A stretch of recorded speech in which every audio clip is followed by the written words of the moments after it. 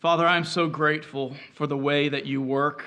Holy Spirit, the way that you bring conviction into our lives. You're gentle, but at times you're forceful when we need it, Lord. You know exactly what each one of us need, Lord. You're so good at the work that you do. You know how to reach our hearts. You know how to get past all of our inhibitions and the walls and the boundaries we've built up, and you know how to get to that deep place, Lord, that we need you to get to this morning. And I pray, God, for each one of us, Lord, that we open up our hearts to your word.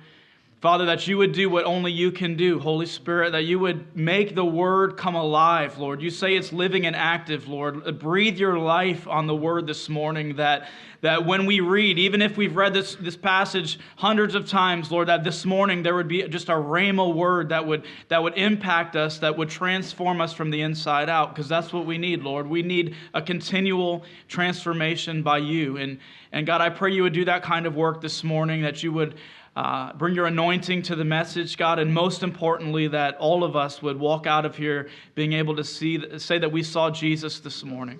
Lord, that's our one desire, that we would see Jesus more clearly, new revelation, God, be able to see a glimpse of him, Lord, that maybe we've never seen or maybe we've forgotten about, Lord. Today, will you do that kind of work in this place? We bless you and we thank you in advance for working in Jesus' name. Amen. So my message this morning is entitled, The Heavy Yoke of Religion. And we've got two narratives. We're going to be in Matthew 12, but I want to provide quite a bit of background, because I think when you read those stories without a lot of understanding of what's going on, you can miss a lot of what's the nuances of what are happening here. But I want to give a little bit of Old Testament background and also explain a little bit about why the Pharisees, who are these people, how they ended up in this story, who are they, and how do they get into this season of Jewish history. And so you remember all the way back in the book of Exodus, when God rescues his people out of Egypt and he brings them into the wilderness, and he establishes a covenant with them. We call it the Old Covenant, but he establishes this relationship with a nation that includes his responsibility toward them, what he would do, but also requirements of how they were supposed to respond to him. And you have this, throughout Exodus and Leviticus, Deuteronomy, you have this huge list of laws, hundreds of laws that were given. But the central piece about kind of moral law was the Ten Commandments, and all of us are familiar with that there were four that talked about the people's relationship with God, and then the other six were about their relationship with one another. And we want to talk about the fourth commandment here, because it's going to be key in the story that we're reading. But in Exodus 20, verse 8, this is the commandment number 4. Remember the Sabbath day to keep it holy. 6 days you shall labor and do all your work, but the seventh day is a Sabbath of the Lord your God. In it you shall do no work. You nor your son, your daughter, male and female servant, cattle, stranger that is within your gates. For in 6 days the Lord made the heavens and the earth, the sea and all that is in them, and rested on the seventh day. Therefore the Lord blessed the Sabbath day and hallowed it. The Sabbath day was given, it's one of the commands, but it was given as a way for God's people to take a break from their work week and to celebrate God and to worship and to take some rest. And it was a day set apart where people would say, okay, for 6 days I've labored, I've done my work, but on this day, this is a day I'm setting aside for us and God as a family, as a nation, and it was a holy day. It was supposed to be set apart, and God had provided for them for 6 days. They were going to trust him for that one extra day where they weren't working. And the only command really in the scripture, their only detail, is just that they're not supposed to work on that day. That's what God said.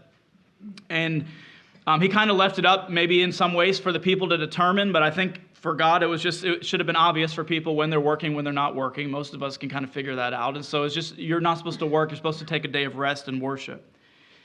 You get a little bit more detail, just real kind of obscure, but in Exodus 35, Moses reminds the people in verse 2 that they're supposed to work for 6 days. On the seventh day, they're to set it aside as a Sabbath. And he says, whoever does any work on the Sabbath shall be put to death. And so he kind of, says this is pretty serious. It's one of God's 10 commandments, and we're going to take it seriously. And they would put someone to death if they worked on the Sabbath. And so I think out of all the commandments, as modern Western Christians, I think this is probably the one we have the least maybe appreciation for, understanding of. just because culturally it doesn't impact us the same way that it would for a practicing Jewish person. I think most people in the church probably try to take some kind of a Sabbath. You take Sundays and you have a day of rest, but I don't think we understand the rhythm of the Jewish lifestyle was completely disrupted when the Sabbath came. I remember hearing a story of someone who lived in Jerusalem in the last probably 10, 15 years. And they said in the area they lived, there was a market, a really busy, bustling market. Every day of the week you could go and buy things. But when Sabbath was coming, you had to go and get everything that you needed for the next day because the entire city would shut down. Everything would be quiet. People would go into their houses and do their traditions. And it was meant to do this. That's the Sabbath. It was supposed to kind of totally disrupt your schedule, and you're supposed to just shut down and have some rest, and you weren't supposed to work on that day, which economically is kind of counterintuitive. You got companies, maybe an example for us would be like Chick-fil-A or Hobby Lobby. They shut down on Sundays, which is really frustrating when you get out of church and you want a chicken sandwich. All of us had that moment, I'm going to go Chick-fil-A, and you're like, Sunday. But they're doing it as a way to honor God in the Sabbath, and you see the spiritual blessing on these companies. However, economically, people would say, well, why don't you just open up on Sundays and make more money? That's kind of the world's way of thinking. Nehemiah has a run-in, as he does often with the people of Judah, in Nehemiah 13. That gives a little bit of context as well. The people were trading. They were bringing in men lived there from Tyre, and they were bringing in all these donkeys filled with goods, and they were coming into the city on the Sabbath, and they were selling goods to the Israelites. And Nehemiah goes to the leaders. He says, you're profaning the Sabbath. You guys are working. You're buying, you're selling, you're doing your work. And he, kind of in typical Nehemiah fashion, tells them he's going to lay hands on them if they don't stop. And he shuts the city gates, and he shuts it down in order to honor God. But it was clear that they were working. They were selling. They were making money. That was what God was prohibiting on the Sabbath. And so the Sabbath was a really big deal, and it's one of the commandments that Israel broke time and time again, and eventually, from their unfaithfulness, they end up in exile in Babylon, and then eventually they return to their land. But by the time of Jesus, they're under foreign occupation by the Romans, and it's all because of their disobedience over all these years throughout the Old Testament. And so what took place is in response to Israel's failure, the continued failure, there was a lot of teachers who came in, and they had this really big oral tradition that was eventually written down. But all these laws and traditions and things of how do you obey God, it was trying to get the people not to go back to disobedience again. And so they began these groups, and one of these groups that was formed was called the Pharisees. And the Pharisees started off as a good idea. Their whole goal was to try to teach the people not only why we obey God's commandments, but practically how do we obey these things in everyday life.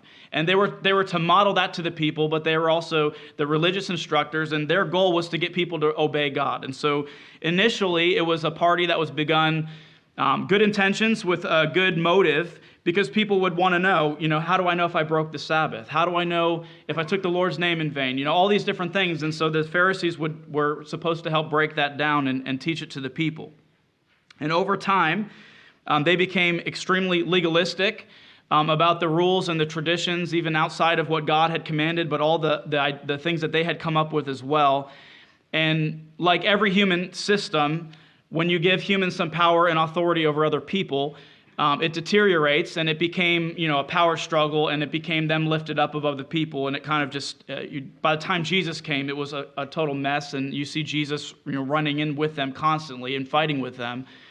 And the irony of it is that the people who are there to teach the people how to be right with God are not even right with God themselves, and when God comes in the flesh, they're the ones that are rejecting him and eventually put him to death. And so all that is some background, because the stories that we're reading are going to deal with both of those topics, the Sabbath and the Pharisees. But I want to start actually at the last 3 verses of Matthew chapter 11, because I think when Matthew records these events, he intentionally puts this directly after something that Jesus says in Matthew 11:28 that I want to read, and then we're going to get into the 2 stories. In Matthew 11:28, Jesus says this, "Come to me, all you who labor and are heavy laden, and I will give you rest.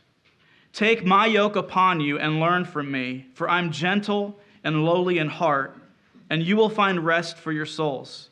For my yoke is easy and my burden is light." Here Jesus is talking, when you talk about a yoke, he's talking about a piece of farm equipment, a wooden bar that you would tie two oxen together in order to get them to plow so they would stay in step with each other. And in farming, if they had an ox that was very mature and kind of knew the path and was well, trained, and they had a young ox who wasn't, they would yoke them together, because the young ox would, while they tried to, buck the system and do their own thing, the more mature ox would keep them in line, and eventually they'd be trained to go along with the ox.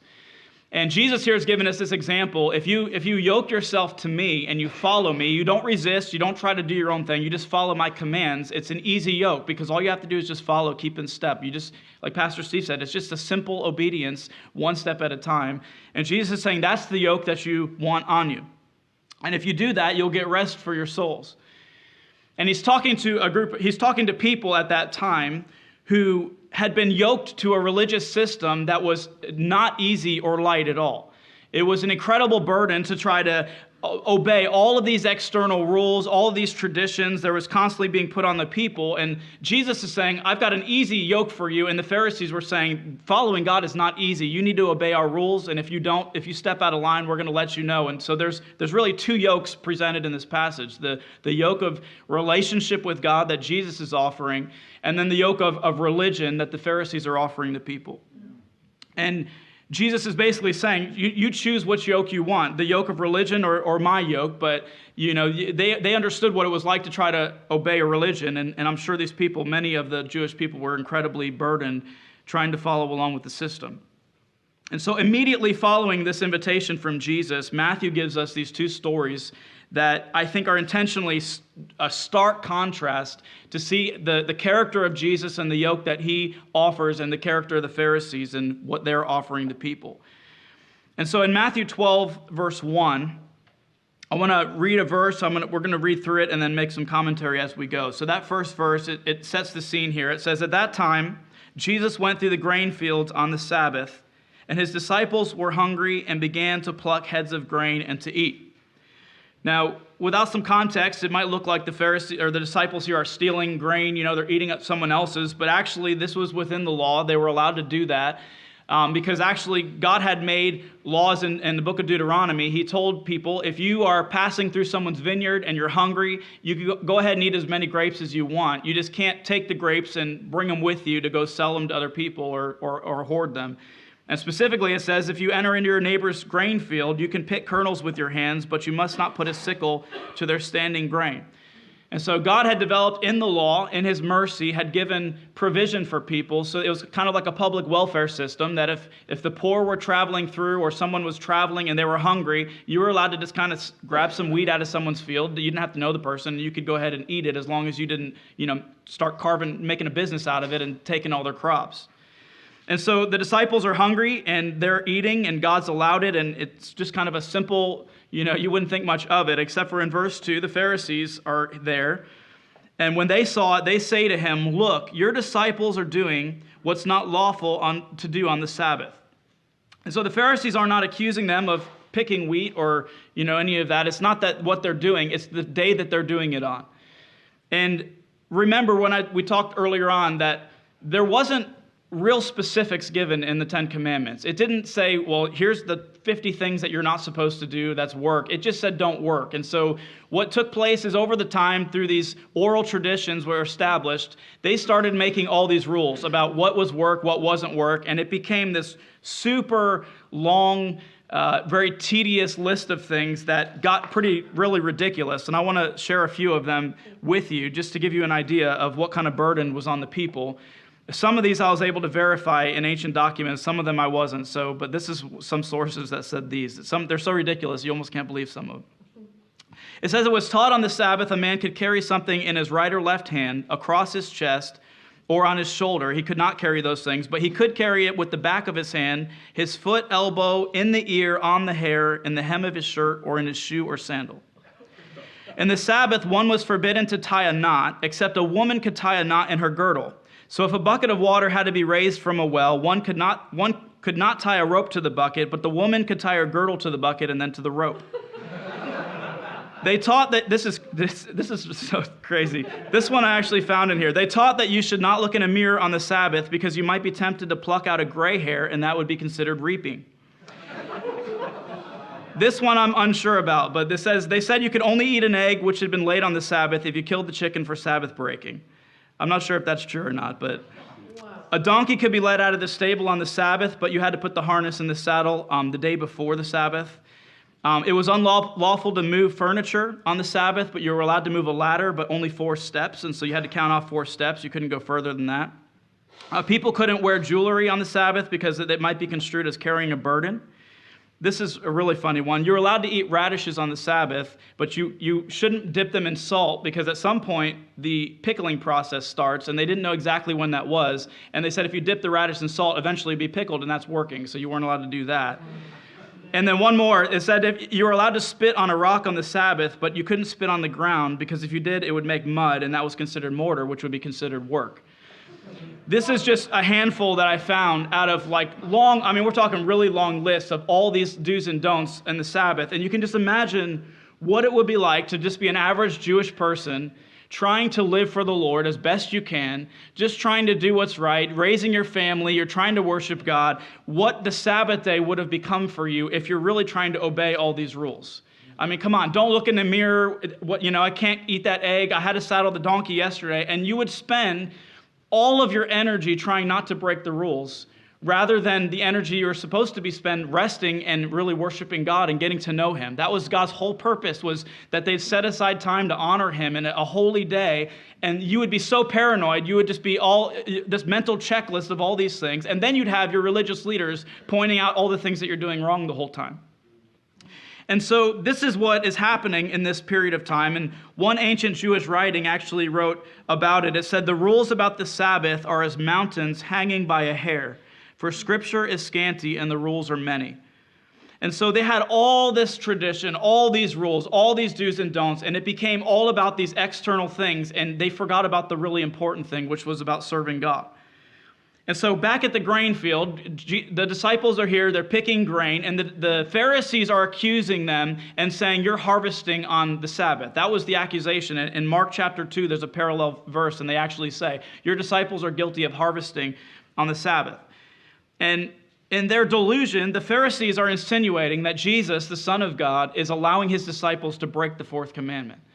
That somehow, this Jesus who we know upheld the law and fulfilled the law, that as if he wouldn't have said something to his disciples, and like he really needed the Pharisees to police him and to tell him, hey, didn't you notice what they're doing? They're breaking the commandments. And this is the kind of the spirit that you get into when you make your entire attempt to follow God all external. Pastor Steve hit it already. When all your focus is on the external activities, all these things that I'm doing or not doing, all this stuff, it leads to spiritual pride because it's about what you can do. It's all about what I can do for God. I'm the one who does this. I'm the one who does that. And it's a work of the flesh. And so it leads to pride because then you start, marking off, well, I do this and I do that. And it's all about you. It's not about serving God. And when you have that pride, it leads to comparison because now you have to compare with everyone else around you in the church. I'm more holy than this one, and it becomes this comparison thing, and it leads to this critical spirit that they're in. They're out there in the grain fields, and they're fault-finding the Son of God. And the Pharisees' hearts are completely corrupt at this point, and in their hypocrisy, they're out there really working. I mean, they're working pretty hard to try to find the disciples breaking the law. They're out there kind of spying. They're setting out. They have this mission that they're trying to catch Jesus. Why aren't they the ones that are resting and worshiping the Lord? They're not even obeying their own rules. They're going way above and beyond all these other people, and they're out there, working pretty hard when they should have been following the law themselves.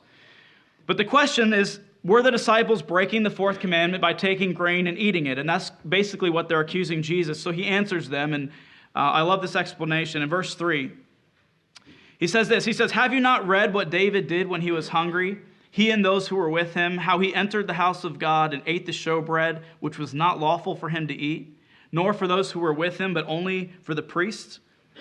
Here Jesus is referencing, and I love how he says, have you not read? He doesn't argue with them on their traditions, and from a human level, he's like, haven't you read this book before? Like, haven't you read the scriptures? And It probably was insulting for the Pharisees because they were the ones that was their job, was to teach and know the scriptures. And Jesus is saying, you've read it, but you don't really understand what you're reading. And he goes back to this story in 1 Samuel 21, where David is running from Saul, running for his life, and he comes to the house of God, and there's a priest there named Ahimelech. And David says, we need some bread to eat. We're on the run, or we're on this mission, and we need to eat, and he's hungry. And the priest gives David the bread. He said, we don't have any normal bread, but we've got this consecrated bread that had been used for showbread. And he gives it to David, and David and his men eat it. And there's no implication in the Old Testament that it's sinful for him to do so. David, being, following God, he had a need, a legitimate need to eat. And in this case, the only bread that was there was consecrated. And Jesus is saying it was justified for him to do so because the need was there for him to take that. One commentary said that David's action showed that the purpose of the law went beyond mindless literalism. And that's what Jesus is doing. He's trying to illustrate to the Pharisees that the spirit of the law, the purpose that God gave the law, is more important than just obeying the letter of the law when there's a conflict between the two. It wasn't just about, strict obedience, you got to do all these things. It's not a checklist of do's and don'ts. There was a purpose behind it. And when you miss that whole purpose, you really miss the whole thing. And Jesus gives this illustration, and the same, he's with his followers in this grain field. They're hungry, and it's on the Sabbath, and Jesus is saying that our practical need is more important than all your man-made traditions to try to keep the Sabbath. He goes on in verse 5, he says, or have you not read in the law that on the Sabbath the priests in the temple profane the Sabbath and are blameless? Yet I say to you that in this place there's one greater than the temple. But if you had known what this means, I desire mercy and not sacrifice, you would not have condemned the guiltless. For the Son of Man is Lord, even of the Sabbath. So here Jesus makes another pretty good point here, that the priests that work in the temple, doing all the sacrifices on the Sabbath, they had like double the work. They were slaughtering animals and preparing them, putting them on the altar. I mean, they were working double time on the Sabbath, but yet they were obeying God. And Jesus is saying, are you going to accuse the priest of breaking the Sabbath or breaking the fourth commandment by obeying what God is asking them to do? Again, pointing to the fact that the purpose of the law is more important than the actual letter of it. And obedience is not a formula. It's not, the Pharisees had made it to, like, here's our checklist, the 2,000 things that we do, and that was what they thought obeying God was, as long as we just do all these things. And Jesus is saying it's obedience is birthed out of a relationship with God. And when you have a relationship with God, you understand his heart, you understand who he is, and you understand why he does things. And that's where we are supposed to be obeying from, that position of a relationship. But the Pharisees lacked that. They were only able, because they had not submitted and surrendered their lives to the Lord, they could only do things in the flesh, and so they were left just with dead religion. And Jesus says not only that, but more important than that temple that those priests worship in and that they're working in, he said, there's somebody here standing right in front of you who's greater than the temple itself, which for them would have been a pretty audacious statement to make. I mean, he's claiming deity in this passage. And the next verse, he says, the Son of Man is Lord even of the Sabbath. Basically saying, who are you to tell me what breaking the Sabbath is? When Jesus is the one who created the Sabbath. He's the one who wrote the law. He's the one who gave it. I mean, this is his creation, and here is his creations coming against him and saying, you're breaking your own rules. And Jesus is like, I'm the Lord of the Sabbath. I'm the one who created this thing. And the Pharisees had elevated their traditions and their legalistic religion over God himself in this situation.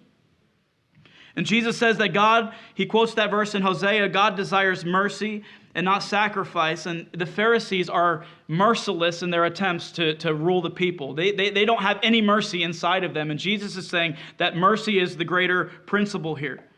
He's saying you've got it backwards. Your legalistic attempts are not more important than the purpose behind the law. And they've got everything mixed up. They're backwards in all their thinking. They knew the law, the letter of the law, but they didn't really know the law because they didn't know the one who created it. They were doing it all in their own strength. In a parallel passage in Mark 2:27, Jesus also adds this. He says, the Sabbath was made for man and not man for the Sabbath. Meaning this, that God's law, he created this law for freedom, to help the people out. It was meant to be a blessing to his covenant people. It wasn't just to put them into bondage, and God was trying to bring them into freedom, and the Pharisees, through all their religions and all their rules, were putting people in bondage. And I know there's sometimes a sentiment, you hear this when you minister to people, or that, well, this Bible is just a book of rules. It's just a bunch of do's and don'ts. Why do I want to follow that? And I know for me, even giving up my sin and coming here, I had this thought in my head, like, I don't want to just live out this Bible and just obey. Like, I'm going to lose all the things that I'm excited about, all the excitement in my life and the fast-paced living, and I'm just going to kind of obey this boring book. I kind of had that attitude. But the Bible it's a book full of boundaries, but when you live within the boundaries and the confines that God set up, you actually go into freedom. It's counterintuitive. We all thought that if we just cast off all restraints and do our own thing, that somehow that's freedom, and we found ourselves in bondage. And God says, when you actually live within my boundaries and my confines, then that's where freedom is. And, Brittany and I went to Gatlinburg a couple weeks ago for a couple of nights, and our cabin was on like a super steep cliff. I mean, we went up and up and up, and and there was a guardrail there so that when you back up your car to get out, you didn't fall off the cliff. And I was really appreciative that guardrail was there. I wasn't frustrated like, I want freedom to drive off, fall off the cliff. I wanted somebody to keep me safe, and that's really what God's law is all about. It's a protection. When God says don't commit sexual immorality, all of us found out in this room that when you go outside of those confines, you end up in bondage of all kinds. When you try to chase something outside of God's design, and so when God says to not do something, it's actually for our own good. And the Sabbath Jesus is saying, the Sabbath was made for man. It was meant to actually decrease man's burdens, not to increase them. God wanted them to rest. He wanted them to have a day of worship and getting to know him and set the work aside. He didn't want them working 7 days a week, and it was supposed to be a blessing, not a day of paranoia and trying not to break rules and spending your whole day, hiding from the Pharisees so that you didn't get ratted out for something that you did. But the Pharisees had taken what God meant for good and turned it into something completely different. And in Matthew 23, verse 4, when Jesus is pronouncing those woes, in the New Living Translation, it says that the Pharisees, they crush people with unbearable religious demands, and they never lift a finger to ease the burden. And so the Pharisees had created a religious system that didn't actually line up with the God that they were claiming to serve in his heart. And so we get a similar story in another context right after that. I want to go through that with a little bit less commentary because we've covered a lot of ground here. But in verse 9, the scene changes. Jesus and his disciples, they leave the grain fields, and now they go into the synagogue. And there was a man there who had a withered hand. And so Jesus and his disciples are going into a house of worship. It's a Sabbath, and they see a man in need. Verse 10 says, the Pharisees asked Jesus this, "Is it lawful to heal on the Sabbath?" And Matthew tells us they were asking that they could accuse him. And before they were reacting, they saw the disciples do something, and now they're like preemptively judging Jesus to see what he would do. And I think it's really interesting because really in a weird way, the Pharisees had a lot of faith in Jesus because they believed that he was going to heal this man. They had seen him work, and it's almost like they're like, we know he'll heal him so they're like trying to set him up for a trap, but they actually have faith that he's going to heal the man.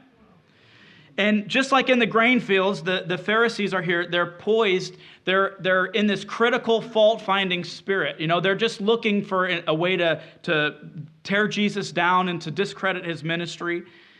And there were some sources that said there were rabbi traditions that actually taught that people couldn't be healed on the Sabbath. You couldn't practice medicine and things. People just had to suffer through it because you weren't allowed to work. And so you see how backwards from God's heart it is. And Jesus sees this man with this crippled hand and sees him from an eyes of compassion, the way Jesus always did, with the heart of the Father. And he sees a man who needs healing, and he sees his need. And the Pharisees look at the same man with the same crippled hand, and instead of looking at him through eyes of compassion, they look at him. He's like bait for them to try to trick Jesus.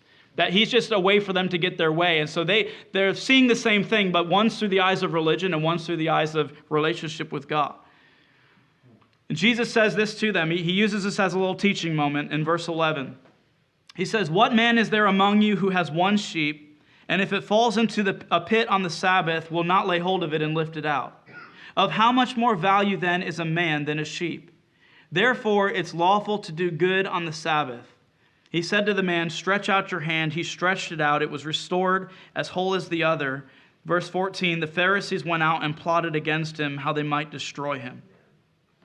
Jesus was so simple in his teachings. He says, if you've got a sheep on the Sabbath, it falls into a pit, you're going to go get the sheep out because it's important to you. And if a man is suffering, how much more would you want to rescue a man? He says that the purpose behind the Sabbath is to do good. And he says it's lawful to do good on the Sabbath. And in the Mark chapter 3, it said before he stretches out, he tells the man, stretch out your hand. It says that Jesus was filled with sorrow and anger at these people because of their hardness of heart. Jesus looks and he's like, how could you not see how much more important it is for this man to be healed of his suffering than for your little petty religious rules that you've created to try to keep people in line? And if you look at their response to the miracle, it's kind of astounding. They see this man's crippled hand made well. They watch a miracle of God through the hands of his son, and they go out and decide they're going to kill him. That they were supposed to fall down on their knees and worship the Lord. And they were supposed to be filled with awe and wonder at the goodness of God. And yet they rose up in pride because that's what religion does. Because Jesus was a threat to their religious system. And again, what kind of work were they doing there? They were there to accuse, and then they go out and plot. Mark says they made a plan with Herod to destroy him. They began to work a deal. They're doing all this on the Sabbath. They're working. And they're getting ready to commit, to break another commandment. They're going to go murder Jesus. That's what their plan is. And when you're in this, see, I know Pastor Ed talked about it. When you're in it, you don't see it for what it is. There's no way that they would have logically been like, oh, we're working today on the Sabbath and let's go plot how we can kill somebody. That's not how they saw it. In their religious, fleshly, motives, they thought they were in the right place and that Jesus was wrong. But they were guilty of hypocrisy, and they would eventually be guilty of murder. And it all came out of this argument about the Sabbath with Jesus. Matthew then goes right into this passage, and it might seem unrelated, but I think in context it makes a lot of sense. It says in verse 15, when Jesus knew it, talking about when he knew that they were plotting his murder, he withdrew from there, and great multitudes followed him, and he healed them all. Now, it doesn't say necessarily this was the same day, but it could have been. But you see that Jesus didn't stop his healing campaign. He didn't change his mind because of what the Pharisees thought. He just goes and he just continues to bring healing and mercy to the people that come to him. In verse 16, it says, he warned the people not to make him known, that it might be fulfilled, which was spoken by Isaiah the prophet, saying this. In verse 18, he starts this messianic prophecy from Isaiah. Behold, my servant whom I have chosen, my beloved in whom my soul is well pleased. I'll put my spirit upon him, and he will declare justice to the Gentiles. He will not quarrel or cry out, nor will anyone hear his voice in the streets. A bruised reed he will not break, and a smoking flax he will not quench, till he sends forth justice to victory. And in his name Gentiles will trust. Jesus goes and he's healing all these people. He's starting this massive healing campaign. People are coming. Everyone's getting healed. And Jesus says, don't tell people that I did that. Don't make me known. Don't go back. It's the opposite of the pride of man who would say, bring it on. Let CNN come out here and interview me or whatever. Jesus is like, don't even tell anybody what I'm doing. And Matthew says, well, this is actually a fulfillment of the character of the Messiah from Isaiah, where it talked about the gentleness of the Messiah. When it says he won't quarrel or cry out and no one will hear his voice in the streets, it's not saying he didn't preach and he didn't speak, but it's talking about the heart that wasn't trying to draw attention to himself. He wasn't on a campaign to make himself famous. He wasn't trying to cause a big scene. He was ministering to people as a servant. They were coming and he was getting into the mess with them and he was healing their needs and ministering to them in the quiet and then telling people, don't make a big deal about this and don't let the word spread. Because his heart was to honor God, not to get fame for himself. And I love how Matthew quotes that, a bruised reed he won't break and a smoking flax he won't quench. It's a picture of his loving, gentle humility when dealing with people that are broken. If you look at a reed, reeds are already easy to break, even if they're not bruised. But Isaiah's talking about a bruised reed it's about to be snapped completely. And he says when the Messiah comes, he'll handle that thing gently. He's not going to just snap it and break it the rest of the way. He says when that wick from the oil lamp is just smoldering and there's no flame there, he's not going to come and just quench it out. He's going to bring life, and he's going to nurture it until it becomes lit again. And it's the complete opposite attitude of the Pharisees. The Pharisees were putting so much burden on people. They were breaking people. If they saw a bruised reed, they're going to snap it because they're putting so much pressure, and they were elevating themselves so much high in their pride. And then you see this picture of Jesus, gentle, lowly Jesus, who's just quietly serving and quietly loving on the people. And it's the complete contrast between the two yokes. And I think Jesus is trying through these stories of the Sabbath and through the way he ministered to teach people that God is not some dictator just arbitrarily making laws and trying to force them down our throats, fall in line. He could do that. He's God. He has the right to.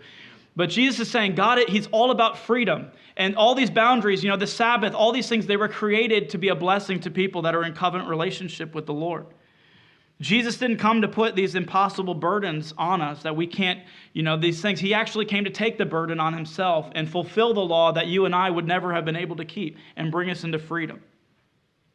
You say, well, how does this have to do with us? Well, I know I can relate to this a lot because I know I came to Pure Life Ministries with wearing the heavy yoke of religion. I wouldn't have said it that way at the time. But I trusted a whole lot in my external life because I knew my internal life wasn't right. That I came with a form of godliness, but I didn't have the power of God. I wasn't free. I was in bondage, and yet I still had this religious mask that I put up all the time. I had this outward me that everyone else knew, but the inward me was completely corrupt and sinful. And I think all of us maybe that come here have a similar thing, that there was things in our lives that we were portraying outwardly, but they weren't true inside. And we had deceived ourselves to think that outward action would hopefully cover up for our inward spiritual bankruptcy. But it never can.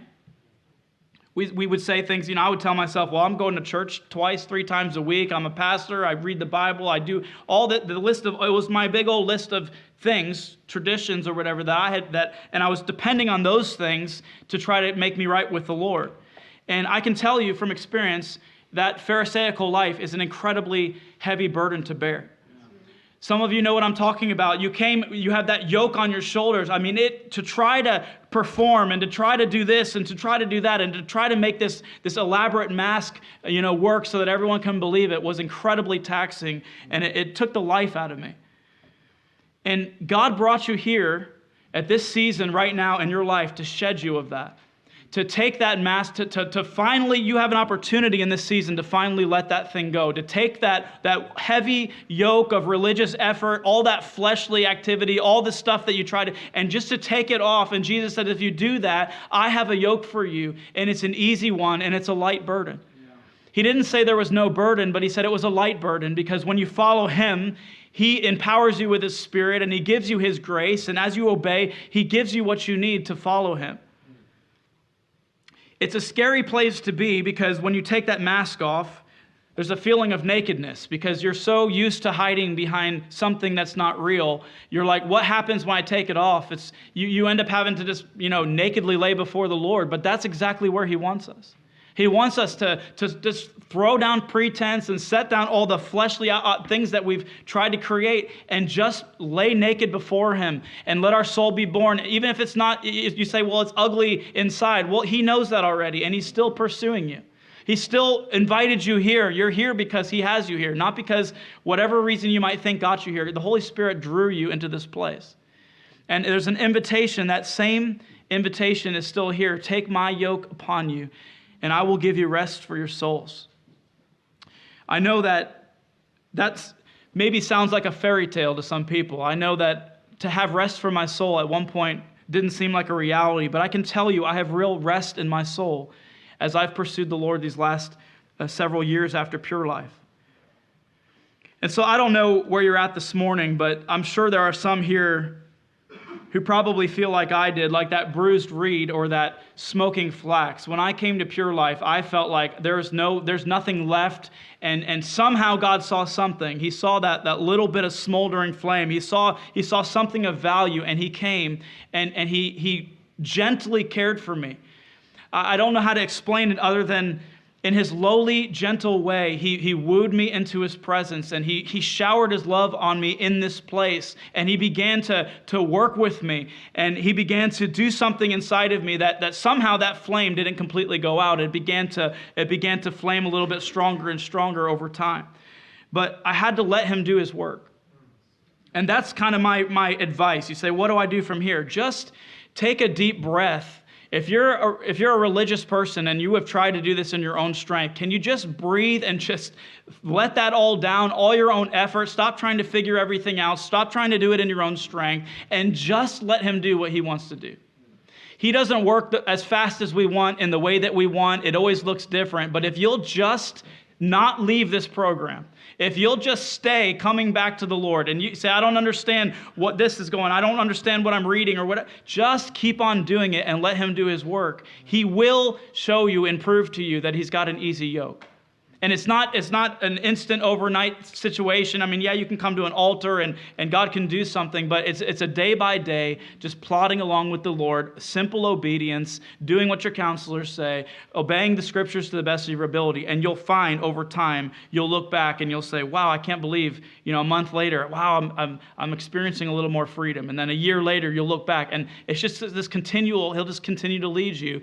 And that kind of sometimes boring plow, you're yoked to Jesus, and you're not going fast, you're not going at your own rate, but as you surrender and as you take his yoke upon you, you just find day after day, it's just simple obedience, and you'll look back and you'll see the field behind you that you plowed, and you'll be amazed that God brought you as far as he brought you.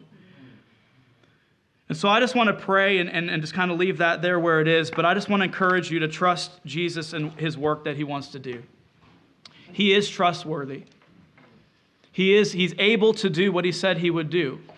He's able to bring you into freedom. I know maybe you've been here for 2 days and you're thinking, I don't know how in the world I got here. I don't know what's going on. Can I just encourage you? He wants to bring you into freedom, and he will do it if you allow him to. The only one that can stop that process is you and I.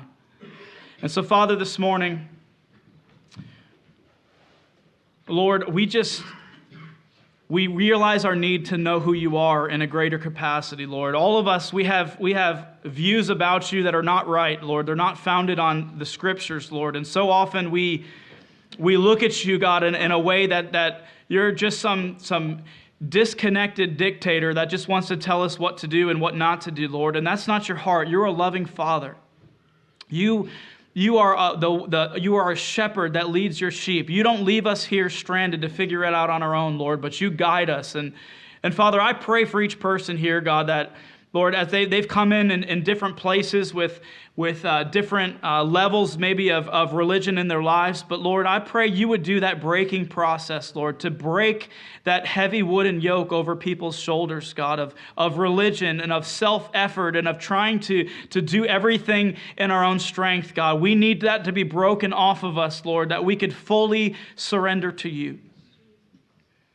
So, Lord, I pray that you would guide us, Lord. I pray you would convince those that are sitting here, maybe that think that offers for somebody else, Lord. Convince them the invitation is for them, Lord. You have an easy yoke and a light burden for them, Lord. After all the sin and the hypocrisy and all the striving, God, after all that they've done, that they can lay those things down in this season, in this program, at this time. They can lay them down at the cross and never pick them up again, Lord.